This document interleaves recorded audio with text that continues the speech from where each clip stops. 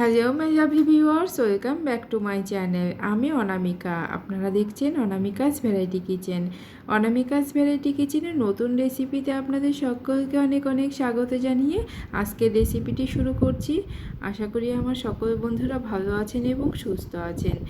Recipe শুরু করার আগে বন্ধুদের কাছে অনুরোধ রইল ভিডিওটি স্কিপ না করে পুরো ভিডিওটি দেখার জন্য। আশা করি আপনাদের অনেক ভালো লাগবে। চলুন রেসিপি দেখে নেওয়া যাক। আজকে আমাদের রেসিপি নারকেল কোড়া দিয়ে চাল কুমড়োর ঘন্ট। তো এখানে আমি একটা মিডিয়াম সাইজের চাল কুমড়ো এরকম জিরি করে আলু ভাজার মতো কেটে নিয়েছি, খোসা ছাড়িয়ে পরিষ্কার করে ধুয়ে কেটে নিয়েছি। আর সাথে আমি চেরা কাঁচা লঙ্কাও নিয়ে নিয়েছি। আর এদিকে আমি একটা নারকেল কুড়িয়ে রেখে দিয়েছি। তবে আমার এতটা নারকেল কোড়া লাগবে না, রান্না করতে করতে বুঝতে পারবো কতটা লাগবে, ততটাই আমি ব্যবহার করব। এবার আমি এখানে একটা কড়াই বসিয়ে দিয়ে তাতে দিয়ে দিলাম সাদা তেল। তেলটা গরম হলে এখানে আমি একটা শুকনো লঙ্কা মাঝখান থেকে কেটে দিয়ে দিয়েছি। আর ফোড়নে আমি দিয়ে দিলাম এখানে কালো জিরে। ফোড়নটা সুন্দর গন্ধ বেরোবে ফোড়ন থেকে, তারপর আমি এখানে দিয়ে দিলাম কেটে ধুয়ে পরিষ্কার করে রাখা চাল কুমড়ো আর সাথে চেরা কাঁচা লঙ্কা। আর স্বাদ মতো লবণটা দিয়ে দিলাম। এবার আমি পরিমাণ মতো হলুদ গুঁড়োও দিয়ে দিলাম। এবার খুব ভালো করে আমি নাড়াচাড়া করে সমস্ত কিছু মিশিয়ে দেব। অনেক পুরনো দিনের একটি রান্না আমি আজকে আপনাদের সঙ্গে শেয়ার করছি।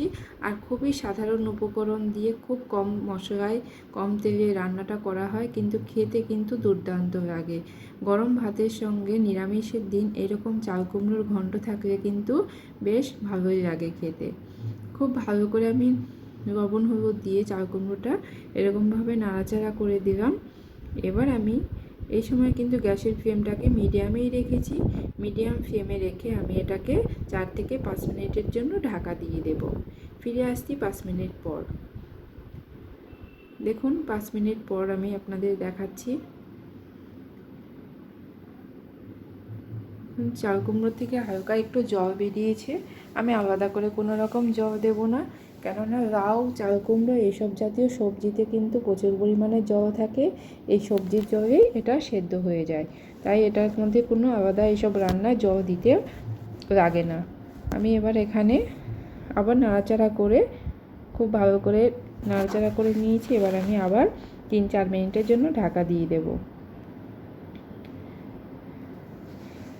এটার জলে কিন্তু চাল কুমড়ো থেকে যে জলটা বেরিয়েছে এই জলটাতেই চাল কুমড়োটা খুব ভালো করে সেদ্ধ হয়ে যাবে। দেখুন আবার 4 মিনিটের পরে আমি ঢাকনা খুলে দিলাম। এখনও কিন্তু চাল কুমড়োর মধ্যে বেশ জল আছে, ভেজা ভেজা ভাব আছে। খুব ভালো করে নাড়াচাড়া করে দিতে হবে। এবার আমি এখানে স্বাদ মতো একটু চিনি দিয়ে দিচ্ছি।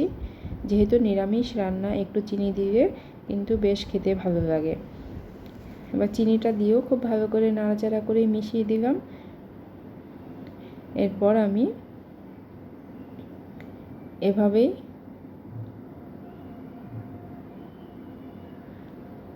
নাড়াচাড়া করে আবার আমি 2 থেকে 3 মিনিটের জন্য ঢাকা দিয়ে দেব।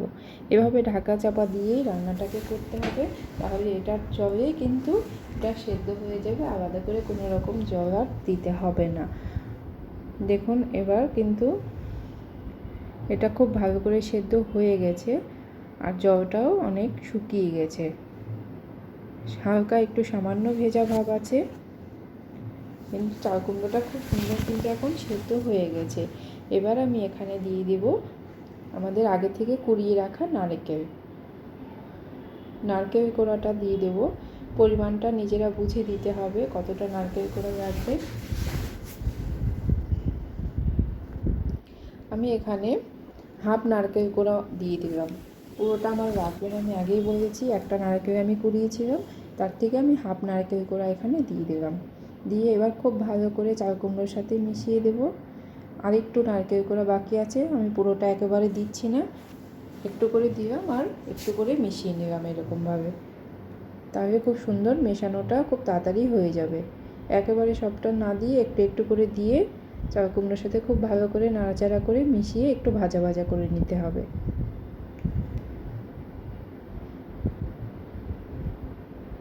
দেখুন আমি 2 থেকে 3 মিনিট এভাবে নাড়াচাড়া করে চাল কুমড়ো এবং নারকেল খুব সুন্দর একটু ভাজা ভাজা টাইপ হয়ে গেছে। এটা কিন্তু একদম রেডি হয়ে গেছে। এবার আমি সার্ভ করে দিচ্ছি। ভিডিওটি শেষ পর্যন্ত দেখার জন্য সবাইকে অসংখ্য ধন্যবাদ। দেখা হবে নতুন কোনো রেসিপির সাথে। সবাই ভালো থাকবেন, সুস্থ থাকবেন এবং অনামিকাস ভ্যারাইটি কিচেনের পাশে থাকবেন।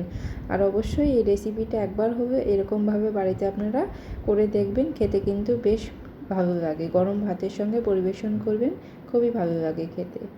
সবাই ভালো থাকবেন, সুস্থ থাকবেন এবং অনামিকাস ভ্যারাইটি কিচেনের পাশে থাকবেন। Bye bye.